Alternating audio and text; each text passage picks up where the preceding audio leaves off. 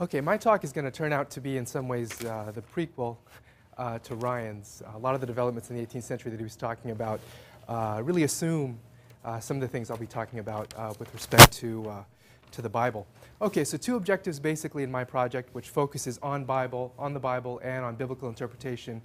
A kind of substantive objective and a methodological one. So first of all, to understand how wisdom is conceptualized in the Bible and then by key biblical interpreters. And then secondly, to ask a question that I think is particularly relevant here, the methodological one. What is the relationship between reading texts, looking at texts, a collective text, and the pursuit of wisdom? So it's those two things that I want to talk about today. Okay.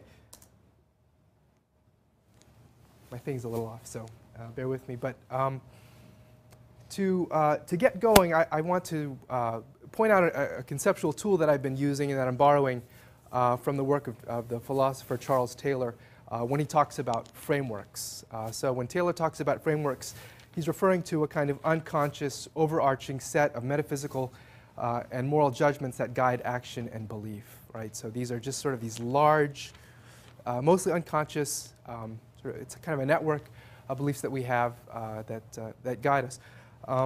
As he says himself, and this is not quoting from Taylor, it belongs to human agency to exist in a space of questions about strongly valued goods. So it's, he really connects it to human nature itself to operate according to these sort of submerged frameworks of belief.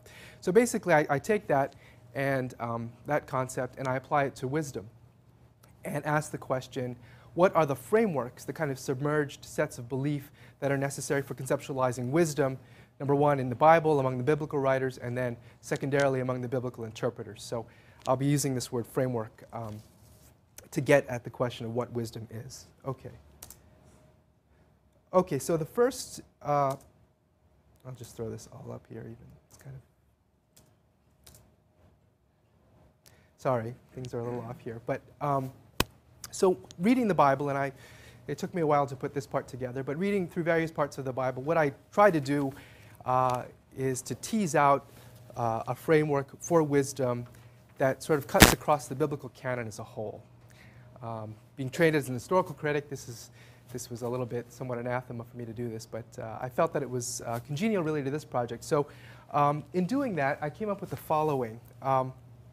Wisdom in the Bible turns out not to be a personal quality at all, which might be a little bit surprising for those of us who think about the Bible and religion and spirituality and that sort of thing. It turns out really not to be a personal quality at all. So I'm really interested in the kind of discussion we've been having about group versus individual today. Rather, it is a communal and dynamic body of knowledge aimed at the preservation of life in a divinely ordered cosmos. So it's a communal and dynamic body of knowledge aimed at the preservation of life. And by that I mean we have a community, we want it to endure for the next generation and the one after that. And so whatever contributes to that goal is going to be part of what we consider wise or wisdom. So that's the definition of wisdom that I'm drawing out of the Bible. So it's the preservation of life within a divinely ordered cosmos. And that cosmos has really two sectors, if you will. What we might think of as sacred order, the relationship of humanity to God, and then social order, the relationship of human beings to one another. And so really the key thing in the Bible is to keep those things together as much as possible, right? To be properly aligned with respect to God and to a kind of larger metaphysical realities, and as a correlate to that, to be rightly related to people in your community. Okay, and some of those values with respect to sacred order, the key value there would be loyalty. With respect to social order, the key value would be justice. And the kind of overarching value that characterizes a wise society is peace. Okay, so that's sort of my look at the Bible itself. And then what I did was to look at key biblical interpreters to see how they sort of created wisdom frameworks of their own based on the Bible. And I looked at Jewish interpreters who I put on this side because Jewish interpretation is really keyed to the special status of Israel as the chosen people of God, and then the centrality of the commandments in structuring life. So attuned in this scheme to sacred order in particular. Looking at Thomas Aquinas as a representative of Catholic theology, drawing heavily from Greek categories, frames wisdom as contemplation of cosmic order, which is prepared for through virtue.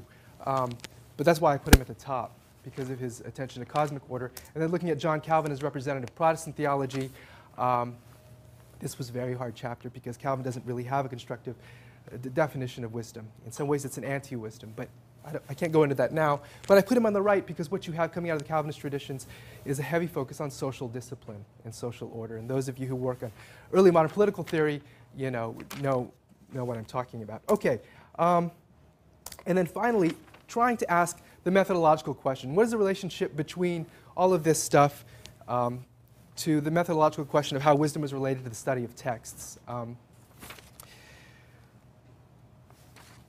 One point to make, I think, here is that texts are not inert repositories of knowledge. Okay, they're a little bit more than that. Texts are articulate frameworks that are inhabited by communities. So texts are the means by which communities understand their identities. They understand their identities within a textually inscribed universe such that wisdom is a property of the system. It's communally owned, and it's a property of the larger project. And I think texts, and I won't go into all these now, but anyway, really bring forward that character of wisdom as oriented toward the preservation of life and as something communal and embodied in something that's shared by the community. Okay, I better leave it there. Thank you.